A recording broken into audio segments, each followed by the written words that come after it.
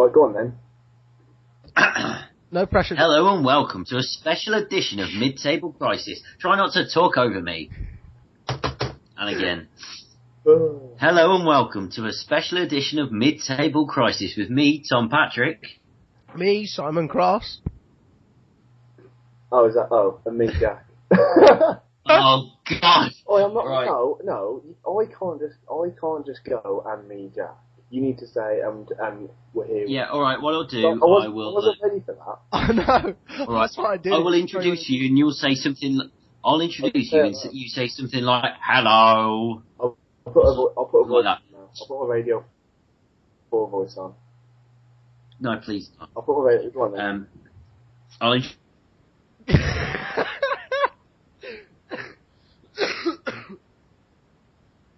This is going to be a long night.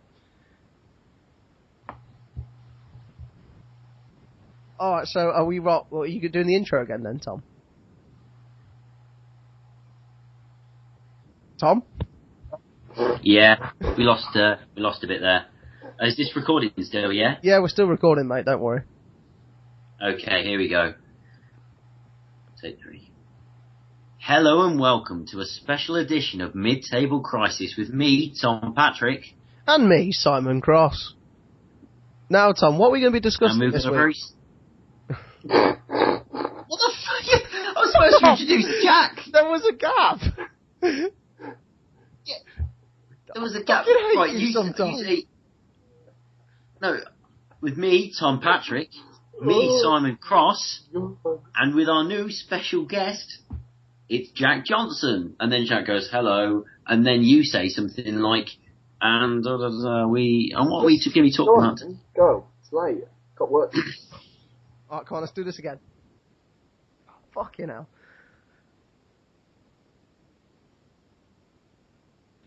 This is with me, Tom Patrick. Me, Simon Cross.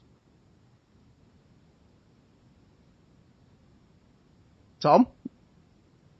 Don't tell me he's dropped. Guys? Jack, Just said hello. I didn't even hear you. I didn't hear, like, the whole thing went then. Yeah, it did. To be fair, it did go off. I could hardly hear you. I just guessed you didn't. Oh, God. Why is it so difficult? All right, this time it's it. Simon, just try and come in a little bit quicker when I say, and me, Tom Patrick. Yeah, alright, cool. Okay. Hello and welcome to a special edition of Mid-Table Crisis with me, Tom Patrick. And me, Simon Cross. And this week we've got a very special guest for you, Mr. Jack Johnson. Hello. Now, many of you will be wondering, who exactly is this illustrious Jack Johnson?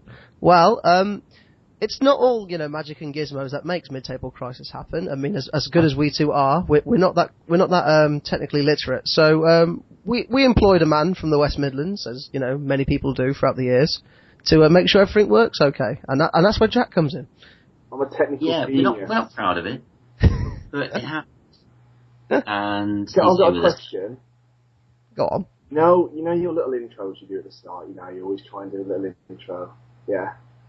Do people ever come? Oh, your intros are amazing, or do they think, oh, fucking hell? They're just trying to be funny again. And in a special edition next week, Jack will be putting together his own intro, which I'm sure will be absolutely hilarious, and he'll get it right first go, which will always be nice to see. I'll be quiet for the rest of it. Yeah. So there you have Jack the Torrent Ripper, and Simon Cross and myself will be discussing a little bit of everything tonight, I think. But Simon, what do you want to talk about tonight? Well, I'm interested to know, Tom. I mean, we ask it all the time in the pub at the moment, and in bars and workplaces across the country. Who do you think's going to win this World Cup? Well, that's a big question to start off with. But, I'm all about the big questions. I'm like Jeremy Paxman, but very, very different. And with a cucumber, I would say I don't want to go down the usual route of Brazil, because everyone's saying Brazil. So I'm going to go for a couple that people may have down as not favourites necessarily. I mean, obviously people are talking about Argentina as well. Let's discard them for a moment. And I'm going to say Chile. Chile have got a chance. Okay. Why? Because I picked them in the sweepstake. No, I didn't. I reckon Chile have got a chance because they've got a pretty good team. If you look at their midfield, some of their players, they've done very well this season. I mean, Vidal, and of course I'm talking about Sanchez up front as well. I think they've got a decent chance, and it is in South America, so they'll be used to the heat, they'll be used to the humidity. I reckon they might surprise a few people. And what I've done now, I've tried to skirt around everyone's dark horses and everyone's favourites and go for someone a little left field that I think could go pretty far. And Simon, I'd like you to do the same. Oh, you want me to pick a left field pick? Alright, not a problem. I've said it a couple of times to friends in passing. I'm gonna say it now, in front of the gathered masses around the world that listen to us. Colombia have a good chance of being a surprise package this tournament. They had a very good qualification campaign, and even though a lot of people have written them off now they've lost Falcao, they still have a very good attacking lineup. Their defence does have a little bit of a speed issue, I do grant you, but so do many teams at this World Cup. So I think they're as good as anyone to put together a real run here. The only reason I didn't go for Colombia is they've been cast as dark horses so regularly since about mid 2013 that they're now horses of a suspiciously light shade. All right, I'm sorry my pick wasn't hipster enough for you. What more do you want from me? Well, you could have gone with British Virgin Islands, so I think you should be very ashamed of yourself. What about yourself, Jack? Anyone who we might not expect off the top of our heads to do quite well? Iran. No. See, I honestly can't see anyone other than Brazil, and I know you've just said pick someone that's not them, that is a dark horse, but they're not a dark horse, but I'm going to put a bet on Uruguay. And I know they're probably quite likely, but with the strike force of Suarez and Cavani, I've even picked them to win the World Cup in one of my fantasy things I did. Because I think, although it is Brazil's, there's always a chance Neymar doesn't turn up, or the pressure gets to them. Because I know there's already riots going on against the World Cup, but if they don't win the World Cup, there's going to be riots against them. So they're fucked either way. Too much pressure. If you can't handle the heat, They're get out fucked the kitchen. either way. Yeah, exactly. You're damned if you do, and you're buggered if you don't. But no, I don't. Well, I can't see. I can't see a real dark horse. Belgium probably, but they're not even a dark horse. Everyone thinks they'll do well. Yeah, which is why I shied away from them. Obviously, I'd love to say Belgium, but don't want to be accused of favouritism to one of my sons. That's true. I mean, your love for Belgium aside, I mean, they are now, as you put it, a suspiciously light-shaded horse. I mean, everyone's backing them already. Yeah. And Simon, I think that may be the most frequent quotes of this podcast. Your love of Belgium aside, because you probably have to say that 3 or 4 times per day, even when we're not recording, which is quite odd. What about Ivory Coast? Ooh. It's about time an African nation. Well, Ghana did quite well at the last World Cup, but I think Ivory Coast could do quite well. I don't think they can win it, but anything can happen in tournament football. Look at Greece winning Euro 2004. I always use that example because, let's face it, that's the Euro. There's a few teams that have snuck up and ended up winning it, like Denmark. In the World Cup, it's less likely, isn't it, really, that a real underdog step up and win it. West Germany in 54 I would point to, but it is a different game these days. Yeah. But no, I understand where you're coming from with that one. But as I say, tournament football, anything can happen. And Uruguay, I think a lot of that depends on whether Suarez will be fit or not. I don't think he will be, to be honest.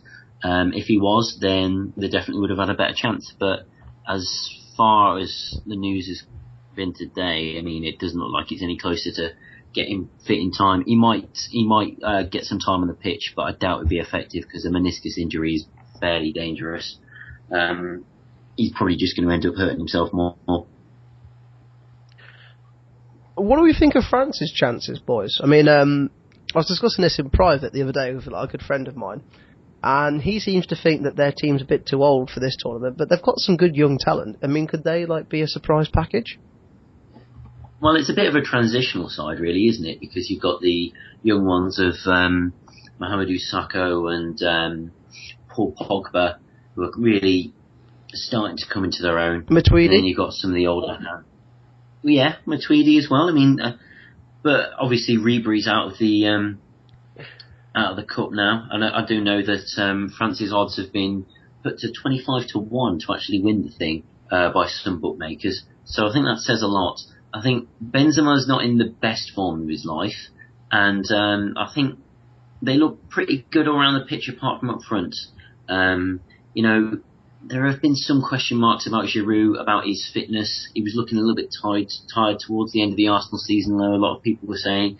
So whether he'll be fresh enough to lead the team, I don't know. I think there's always the chance for the French team that will just implode like they did at the last World Cup. So that's a couple of things to consider. They only took 3 strikers to the World Cup, which I think is quite low. They might be playing one up front, but I just think that's strange. True, you usually take at least 4. Yeah. I'd take at least 4. Yeah. You've got to think, though, how many good strikers have France really got these days? Probably, not enough. Yeah, but you find one to make it 4. Christophe Dugarry, maybe, or Steven Guivarch. All right. Harking back to the 1998 team. Gignac, or whatever his name is. Is he still about? He's still available. Gignac. I don't even know where. Yeah, but I'm not sure if he's. I think he hit a very good run of form a couple of years ago, and he was thought of very highly, and ever since then he's sort of struggled a little bit. So you say they've taken 3 strikers. It depends what you count as a striker, because they're out and out strikers. They've got Remy, Giroud, and Benzema. But Antoine Griezmann is listed as a striker in some team listings. He's fairly nippy, and he could probably play there if you needed him to. But he's not an out and out striker. I'm not even sure. No. And as I say, Benzema is a very good player on his day, but hasn't been great recently. Giroud has had a pretty good season all in all, but there's been question marks over him towards the end of it. And Remy seems a bit fitful as well. None of those you would put in the same bracket as Trezeguet, Henry, some of their strikers of old. So I think that's why they might struggle. Just a lack of cutting edge, maybe. Perhaps, but I'm sure Jack will agree with me that we've seen from Chelsea's team this year, you don't need a good striker to do well in a tournament.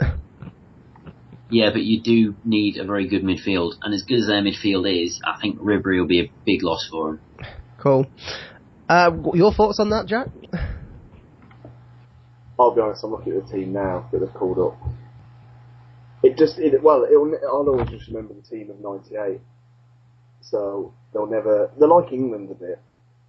Like, in the 90s, England had a decent team, and they looked like they could be world beaters, probably had the best chance of winning the World Cup. And I think they're in the same situation as England, a big transitional stage. There's a big mixture of youth, and I didn't realise Morgan Schneiderlin had been called up. I didn't even know he was French. With a name like that, you wouldn't think him to be. No. That shocked me, that has. Who did you think he played for then, internationally? Germany or someone? Yeah, you'd think so. Well, I could see that with a name like Schneiderlin, I suppose. I see there you've just dropped the E-bomb, Jack. So England, we've sort of skirted around the issue. What do we think of their chances? How far are they going to get? Won't get out of the group. I'm skipping ahead of this one, because I know. Won't get out of the group. Oof. Just not strong. Okay. Jack the Oracle, otherwise known as the Orifice, has made a bold claim there. Look at the way Italy played against us in the Euro. They were all over us. They should have beat us in normal time. It's a similar team playing this against us again. The same team. And then Uruguay, there is no way the defence that we have. Okay, it's not a bad defence, but as you said, it's young. Can hold back the likes of Cavani and Suarez on their day. Yeah, Suarez won't be playing, and if he does, he'll get injured very quickly. What? Suarez ain't playing? He's got that meniscus injury, hasn't he? But I thought it was like on and off. No, there's like they might take him to the World Cup, but honestly, if he does play, he's gonna injure himself fairly quickly. There's that kind of injury needs rather than weeks. Still stand by what I said. I just can't see us getting a win out of them 2 games. We might be able to look a draw and then get a win against Costa Rica, but I think they're all going to get wins against Costa Rica. And then Costa Rica ain't a bad team, really. You know. It's a shame that Oviedo is out of the cup without a nasty leg break. But what I would say about the England team as well, I wouldn't say it's a young England defence, because I think it's Jagielka and Cahill, and they're no spring chickens. And we're probably having Johnson at right back, and I think we must be starting with Baines at left back. So that's not a bad defence. I mean, definitely not the best in the competition, but I'm fairly happy with that. What my problem would be is it depends who's in midfield protecting that defence, because in the modern day game you've really got to have, especially against a team like Italy, you've got to have a ball winner there. You've got to have It's got to be Gerrard. All day. Maybe. And then you have Barkley alongside him to do the running. That might be how it works out. A player like Barkley. So someone like maybe the Ox in midfield? Yeah. Wilshere. Not for all the running. He's a creative player. I don't like Wilshere. Do you know? I don't like him, but he's a good player. I'll tell you what I don't like. I mean, you saw it in the Ecuador game. Like, there'll be, you know when Sterling did that tackle on Valencia, where the tackle just completely took him out. He got a bit of the ball, to be fair to him. Wilshere, again, he's nowhere near it, and he has to get involved trying to act like the hard man, and I can't stand it. It's like... I'll agree with you on that. He did, he had no reason to get involved, and he dashed over to get his face in. I wouldn't mind if it was a one-off, because we all, you know, in football, might get a bit angry and want to get in people's faces. But he's done it before, he does it for Arsenal, he does it for England. I just don't like it, and he seems like an arrogant sod. But he does, but I mean, people were saying that about David Beckham. He's just a great footballer. He seems to have the vision, especially some of the balls he plays through. I was watching, I think it was Pat Levine on BBC, on his analysis of the passing Wilshere does, and some of the passes he sees that no one else can is amazing. Other sport providers are available. Of course, yeah. Of course. But no, I'd agree with you in that he could be the difference for us one way or another. He's probably going to get 1 or 2 nice assists. And you know, he's got that little playmaker spark about him. He's got great vision, but also he likes a good ruck, so he might just go stick his face in where it's not wanted and get himself sent off. I'll tell you what will annoy me. Is people come and say, "Oh, I'm glad it's a bit of English, you know, blood in him, you know, or get involved, trying to act like the hard man." You know, England fans. Let's be honest, you down the pub, most England fans will love that. They'll be there like, "Go on, hit him." But I hate it. There's no need for it. There, I've had my say. I was going to say, well, for what it's worth, I think England do have a decent chance of getting out the group, mainly because Italy's games are all in the Rainforest Stadium, and I don't think the humidity is going to help them when they're playing all 3 of their games there. Their squad's just going to get tired. Can I just say the Rainforest Stadium sounds like something from Pokemon Stadium, but yeah, or like I know a gay what you nightclub mean. in the 90s. Well, I wouldn't know about that, mate. I wasn't gay in the 90s. Of course you were, but that's a dark history that we don't really want to go into at the moment. It was a fabulous busy time enough as they are.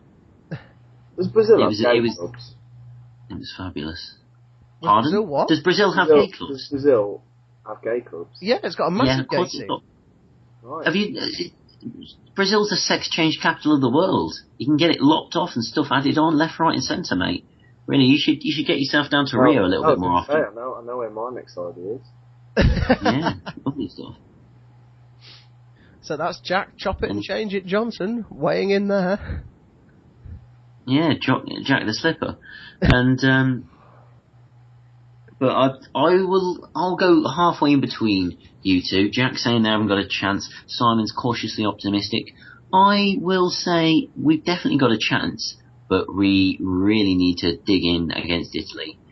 they always say, if you don't win your first game at the World Cup, make sure you don't lose it. We lose the first game, the pressure's on, and we're in a lot of trouble. And I think we'll bottle it. You're saying we've got a chance. Where are we going to finish? Now, right now, tell me. Not Quarters. Quarters? Yeah. I echo that. I think we'll be out at the quarters. A lot of pundits are saying quarters generally.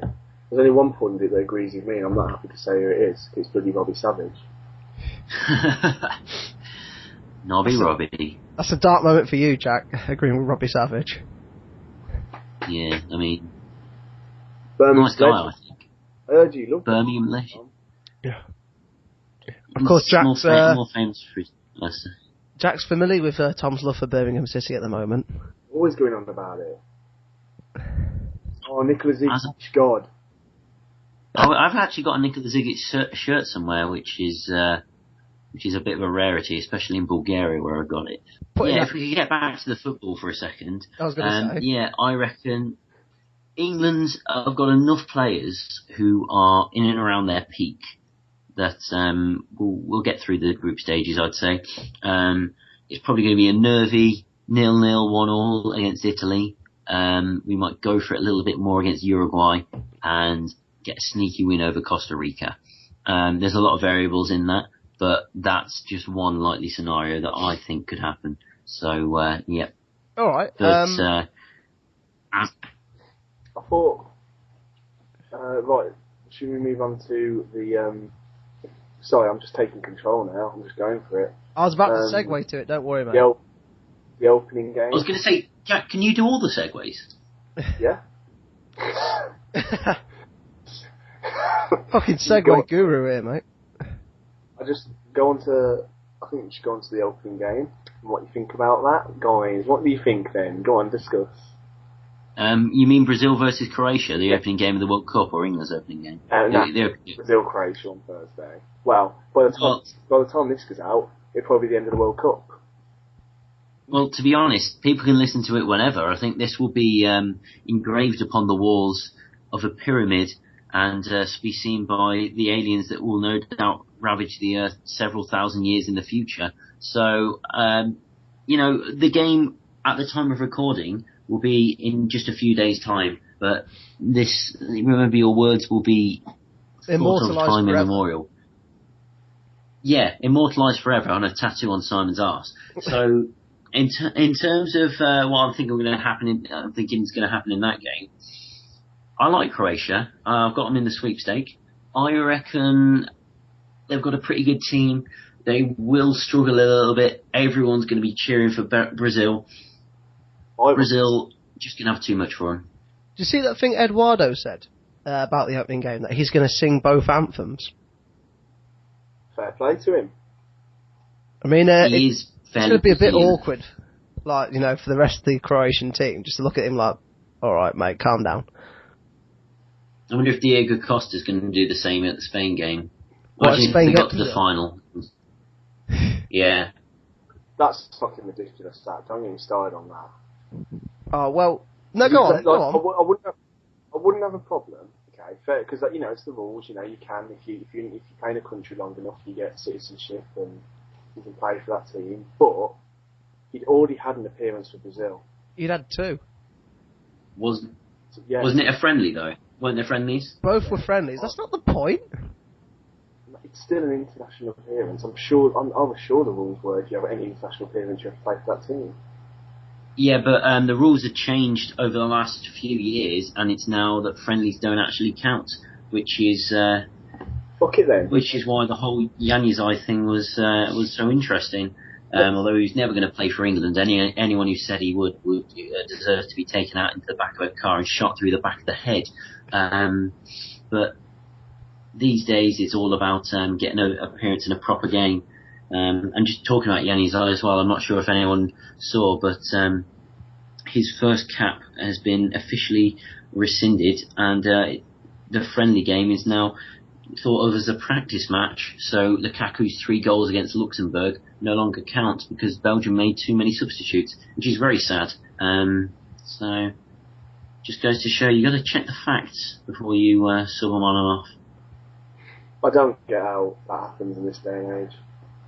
Well, it's like Dean Ashton's one appearance for England. That got rescinded because there was too many subs in that game. I think it was also because Jack Warner is basically a massive crook, and it was just a way of getting him on our side. Anyone high up at FIFA's got to be fairly corrupt, and he really showed himself to be an honest gentleman over the last few years. You know what? If it wasn't for the fact that Jack Warner's behaviour has been so reprehensible, I'd fear a libel case there. But I think we're all right. Yeah, to be honest, I think you could say Jack Warner sucks cock, and you could probably get away with it. So no, I'm not saying that he does. I was going to say that's just a rumour, a vicious rumour. Jack Warner does tune in to these podcasts, just to let you know. He does, or he doesn't. He does. He's an avid listener. I was going to say he doesn't get mentioned in the news much these days, so he's got to cling to the fragments. Well, I thought we're also doing a competition, aren't we, to see who predicts. Yeah. We are. No, you're right, Jack. Of course. I mean, me and Tom have already submitted our entries, which is a bit baffling considering we're like co-hosts. I hope I get featured. We've had quite a lot of people. It's like we've actually had people talk to us on our Facebook page. Oh, that's true. Yeah, that's true. Don't say something like that. That sounds pandering. People should be talking anyway. It's not like it's not like we should be congratulating people for joining in. That's the entire idea. We never get. That was the point. We never get votes though. You should be happy. Literally every post just gets nothing. You've even liked one in desperation. Well, yeah, thanks a lot, Jack. That's going to be Jack's last appearance on Mid-Table Crisis, as he tells the listeners that he's not happy. It's alright, half of that's not going to go in, I won't worry about it. Because they were back. So, yeah, I'm looking forward to seeing that. We've all got our predictions in. I mean, I've gone for a nice, nervy 2-0 Brazil, which has been backed up by my good friend Jack Norman. Mm-hmm. You've been that guy, Jack. You've gone for 1-1. Yeah, I'm trying to be all edgy and alternative. Two hits to that. But no, honestly, I think if there's going to be one game they might slip up, it's going to be the opening one. They're going to be really nervous, and I'm a fan of those moments that silence people in the pub. So if Croatia were to just grab a goal in the opening few minutes, that feeling when everyone just goes silent and can't believe what's just happened, Brazil conceding in the opening game, I think it'd be brilliant. It's more of a wish than anything. I don't really think it'll happen, but you never know. It's like the moment where Rob Green made that foul up in the USA game. That just like the whole pub was just like Or when New Zealand won Italy. Yeah. With some mates and we were just silent after that. Or even Spain, Switzerland. That's not a bad shout either. When Switzerland first scored, that was scrappy goal, but goal nevertheless. That was a shock. Mm-hmm. Yeah, I'd subscribe to that. I mean, there's a chance that it'll happen, but I reckon Brazil will just have a bit too much flair and verve for him. I do like Croatia though, and I would like to see him go far in that. Who's in testing knowledge here? Who's in charge of Croatia then at the moment? What manager? Because I know things ages ago. Slaven Bilic is no longer in charge. It's one of the Kovacs, isn't it? Is it Nico? Is it? You asked a question and you didn't know whether... No, I'm generally asking a question. It is Niko Kovac. Yeah, I thought so. Probably my favourite Kovac brother, so that's something to be happy about. And if you ever doubted Tom's dedication to football, the fact that he has a favourite Kovac brother says it all, doesn't it? Well, we should run a competition. Who's your favourite Kovac brother? Simon? I'm going to have to side with you on this one. I want to go for Nico, I think. And that's got nothing to do with the fact that you can't remember the other one's name. What about you, Jack? Nothing whatsoever. Bob. Big Bobby. Fair enough. Each to their own. They are a divisive pair. And also quite a defensive pair as well. which is always nice. How do you have such a knowledge of like just obscurities? It's not that obscure. They're at the World Cup. You know, they're not going to know that, are they? The traditional football bloke. To be fair, if you took the traditional mould of a traditional football fan, me and Tom have basically shattered that with what we do here, pretty much. Yeah, I mean, we're not Glory supporters by any stretch of the imagination. Simon could be declared insane because of his support of Bolton. I mean, if you don't live within 10 miles of Bolton, you support them, then you've clearly got some severe mental disabilities. So, I'm sorry, Simon, that came out a lot worse than I wanted it to be. That's alright, mate, don't worry. I was going to say deficiencies, but, you know, it just... I don't know why. Right. I mean, you're a Coventry fan, so you're obviously one of those, like, sadomasochistic guys. Yeah, I like to put a pin through my balls and then bite it with my teeth and pull it out and see how much of the pain I can stand before I piss myself and wake up 4 hours later covered in my own blood and shit and then roll over and go back to sleep. You have fucked up sense of humour. Yeah, it was not a sense of humour, and that's being cut. But we've made our predictions. We've made our predictions for our teams that could do well. But I'm going to make a little prediction about some players that could do well. In general, I'm very much looking forward to seeing Bosnia and Herzegovina play. But also, I would love to see Ibisevic do well. He's a player that is pretty big in Germany, but maybe people over here don't know him quite so much. To be fair, Tom, the mullet's pretty big in Germany, so that's not always a good thing. More so in Austria, but yeah, it has got a stronghold. And Emir Spahic, the centre back, always been a fan of him ever since he used to line up for Montpellier on an old game of Perivo, which is going back a little bit. And yeah, Miralem Pjanic, the Roma playmaker, another player who maybe the slightly less football literate of us, not quite sure exactly who he is. He did score an amazing goal the other week for Roma. He's a good dribbler. He's an incredible playmaker for this team, and I reckon he could turn a few heads. Put it this way: he has a good season, good World Cup, and people will be knocking on Roma's door. I'm talking Manchester City, Real Madrid kind of stuff. I'm thinking it could be a bit like Özil at the last World Cup. These players, they're playing in decent leagues, but sometimes they just need to get onto the right stage, and Pjanic is one of those. All right, that's an interesting shout. What about you, Jack? Who's your underrated or breakout star? Kazuki Honda. All right. He's one of them. I like following these. Well, he's not obscure now, but he was at the last World Cup. He was just a standout player for Japan, and he's also known. I remember when I saw him in 2010 World Cups, and I did a bit of research on him. And this guy knows how to take free kicks. He's prolific, and he can shoot from far out as well. And he's just gone to Inter Milan this year, so he's coming off the back of he left CSKA Moscow. He's gone to AC Milan, Jack. Is it AC Milan? It's AC. He's had a season in Europe, so he'll be up to speed with how European football's played, and it's probably going to be a lot better standard than Russian football. I don't know how to tell this, mate, but Russia is actually in Europe.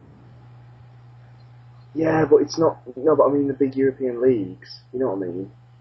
Yeah, I understand what you mean. Half of Russia's in Asia. Let's be honest. Yeah, but I mean, what I would say about Moscow has virtually got a league of their own. There's 5 teams from Moscow, and a lot of them by expensive imports, especially the South Americans. So I think it's not just the fact that he's had his season in Italy. A few years in Russia is not bad training. Not bad preparation, because he'll have faced some extreme weather conditions. Yeah, but he has experience of playing against some of the top European players. That can only help. And yeah, I'm sure. He's got a prolific goal scoring record for Japan for a midfielder. I think he's a attacking midfielder. Yeah, he's more attacking certainly. but I don't know. There's a lot of players out there, but I like those players that are like a star for the country because the country doesn't produce world beaters, so called. I mean, Japan does have a lot of good players, but he's a standout one. Not a bad shout. I'll be keeping an eye on him, certainly. What about you, Simon? Who's your boy who could be a little bit special? I've got a little bit of a diamond in the rough. He's starting to get recognised a little bit already, but I'm going for the Italy striker, Ciro Immobile. Now, a lot of people go like scratching your head going, well, I know Italy strikers, that's not one of them on my radar. Let me tell you a little bit about Ciro Immobile. He was co-owned last season by Torino and Juventus, and playing for Torino, he got 22 goals in 33 appearances in the league. Now, that's prolific. 2 goals every 3 games is great, especially in Serie A, such a defensive league. And he's already started to get some form of recognition because he's just signed for Borussia Dortmund. So he's going off to them, and he's basically their Robert Lewandowski replacement. And any player that's been picked to replace Robert Lewandowski, has to have some talent about him. So he's my pick. He got a hat-trick when Italy played Fluminense a couple of days ago. So there's already a highlight reel for him. So he's starting to get the mainstream recognition now, but keep an eye on this kid, he'll be good. Yeah, and just any apologies if we have got the pronunciation slightly wrong in there. I'm not sure if it's immobile or immobile or something like that, so just an apology if we're not 100% on that, because I'm not sure myself. Yeah, there's no offence caused there. That's just how I believe it to be. I mean, it could be different, but let's face it, at least I'm not as bad as Paul Merson on that one. Or indeed Joe Kinnear. Or Mick McCarthy. I'm just going to call him Russian, lad. Okay? Oh, yeah, alright. See, if nothing else, listeners, you've got Tom's award-winning Mick McCarthy impression to enjoy from this one. Oh, I'll tell you what I like. I like long ball football and Robbie Keane's face. That's exactly how he talks. Good lad, actually, Mick. We don't exchange as many text messages as we used to, but that doesn't mean we're not still friends. We met his assistant manager once, didn't we, Tom? We say met. Oh, well, I met him. You seem to be too busy urinating. Maybe if you hadn't had your cock in your hands, then you could have shook his hand. Instead, I was accidentally destroying plumbing works and turned around to find the rather large figure of Matt Murray standing next to me, and Terry Connor drying his hands, looking at me as if I was some sort of escapee. Now, which was a bit disconcerting. Now, when we and Tom go off on tangents, often you doubt whether they're true or not. Well, I can assure you this is completely 100% true. We went to a football against racism in football lecture at my old university, and we accidentally bumped into Terry Connor and Matt Murray in the toilets. Yeah, which sounds like the start of a lawsuit, but it actually turned out to be quite an amusing experience. We laughed, we partied, and then we had them stare at us for about an hour, realising that they knew exactly what we had done. And we had a good chat with, I had a chat with Bobby Barnes afterwards, didn't I? Yeah, I do remember that, yeah. Old Digger Barnes. He was very good with us. I mean, I know he had to be back in London soon, but he took the time to say hello and just talk a little bit about what he's learned over the years. It was just he after was one of the first black players. Yeah, that's true. Yeah, it was an amazing experience. It was just after Bolton had sacked Owen Coyle, so he gave me a bit of a ribbon for that one. So that was certainly rough going. But apart from that, absolute top gen. Yeah, it was about the same time that Jason Roberts had made some comments about the Kick Racism Out of Football campaign as well. So it was a very interesting time, and time was had by all, especially Big Matt Murray, who still gives me a wink every time I see him.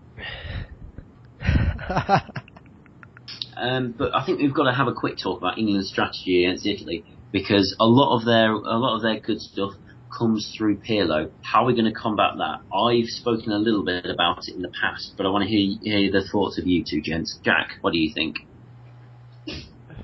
The tactic they'll line up with? How are we going to stop Italy from playing? Stop Pirlo. How are we going to do that? Close him down, don't give him any space, don't let him have the time to look up. Who are you going to put on him? I suppose you put a young you know, Barkley or someone fast who can close him down quickly and run at him and get to him as clean as possible. Don't give him time. I wouldn't have Barkley because I'd say he's too valuable to the team. I have heard some people say perhaps Rooney, in a deep lying position, so he can take care of him when we haven't got the ball, and when we have, he can rush forward into attack. That sounds like a good idea. I'd rather have Welbeck doing that. Welbeck's got the legs, and he's not that much of a sacrifice. I could see Welbeck, but it depends what sort of mood he's in, doesn't it? He can have them days when he's a bit, lazy. He doesn't really want to do much running, and there's days when he's all over the pitch, getting back and everything. Depends what one. Yeah, but it is the World Cup, and I think if Hodgson whoever's going to be marking Pirlo is going to be having been drilled for the last 2 or 3 weeks on what to do. So if it is Welbeck, then he's going to know exactly what his job is. His job is to not let Pirlo have a kick. I'll be a bit annoyed if Welbeck gets a starting place. I would be usually. I don't think he deserves it. I don't think he deserves it, but if he gets put in that kind of role, then I'll accept it because I think that's a job that he can do. Someone's going to need to do a job on him, and I think if it was Rooney, then that might be taking a bit too much away from the team. But Welbeck's got the legs. He'll run him around, and he's quick enough to get back into attack when he needs to as well. So I think he's the perfect player for that. But Simon, what about you? I'm going to be a bit left field here. I'm going to think if we are to play a player that's like specifically out there to combat Pirlo, then why don't we put Phil Jones in midfield? Oh God! But thing is about that, Pirlo is quite a deep player. I mean, he's pulling the strings from almost a defensive midfield position. So Phil Jones would have to go quite far forward in order to combat that. He would if you're thinking man for man in terms of the formation. But I think if you put an attacking level player, like you guys mentioned Barkley or Welbeck, if you put an attacking level player against Pirlo, then you're sacrificing some of your creativity and some of your fulcrums for your attacks. So I think if we just accept the fact that we're going to sacrifice a man just to make sure that Pirlo gets no space, it might as well be a man that's got a decent defensive nous to him. So we might as well just accept that we're going to put Phil Jones in midfield for that game and have him just man-mark Pirlo out of it. And you're going to get some amazing faces from Phil Jones as well. Exactly. Always nice to see. My problem with that as well, Simon, is if you take Phil Jones out of the equation, are we going to have a defensive-minded midfielder in there? Because if Phil Jones is concentrating on doing a job on Pirlo, then, who else are we going to... Let's say we have 2 strikers. They're obviously attack-minded. We've got maybe two wide players. So then Phil Jones is taking care of Pirlo. And then you've got to have someone else who's are they going to be creator and destroyer? Are they going to be playmaker and ball winner? I mean, how's it going to work? Unless they could be protecting the fence, which is fine, but, we'll struggle to create anything then because they're the only proper central midfielder. And, if they are... go on. In response to that, I don't think anyone thinks we're going to line up 4-4-2 against Italy. I don't think there's a single person who knows the way we've done things for the past 5 years knows that we're going to do that. It's going to be a 5-man midfield, I think, split 4-2-3-1. So we're going to have 2 deep-lying players. Now, I accept your point about Jones as in, he's maybe too defensively minded. So I was just thinking of a viable alternative. And James Milner wouldn't be a bad shout. Yeah, actually, that would, he's reliable. He's rarely spectacular, but he'll do you a job. And he's got the best Twitter parody account in the world, Boring James Milner. I love it. It's pretty good, isn't it? I'm not sure. Big Sam's is pretty good as well. The Big Sam Twitter, but I'm not familiar with that one, so I'll have to give that a follow. Actually. Oh, dear me, you really do have to. I know a quote. It was from a while ago, but just belted out a version of Tracy Chapman's Fast Car to my backroom staff. If emotion was a gun, I would have shot them in the face.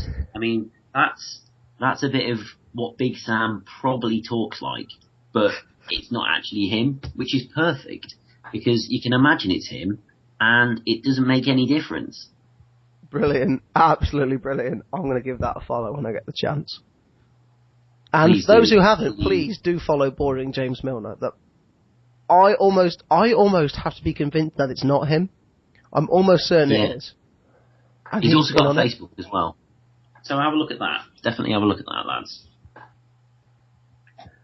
So, I mean, I think all there is now is just, we've got to look forward to it. I mean, I think the next mid-table crisis we'll be doing will be after the first few games have been played, so we can assess the damage and see what the future holds, and whether it's going to be...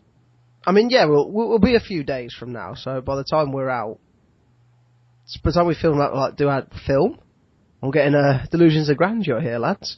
By the time we record our next episode, the tournament will have started. So I think we all here at Mid-Table Crisis want to say that if those of you who are supporting England, obviously, good luck to England. Those of you who have got second teams, the best of luck to those as well. And let's enjoy it. Actually, yeah, that's one thing I've got to say. Who's your second team? Simon, go. Bosnia. Jack? Colombia. Ooh. Okay, I think mine's going to be Croatia, but Bosnia as well. Definitely Bosnia. And of course Belgium. No. If you get two, we all get two. Jack, who's your second team? Yeah, whoa. I haven't had a think. I've technically got three, but go on. So, you know what? I'm just going to go for the biggest underdog in the tournament, and that's Iran. You're going to be that guy. So I love following the underdogs like I did with New Zealand in 2010. So, Iran. Come on, Iran. Alright, so I've gone for Bosnia, my second underdog team.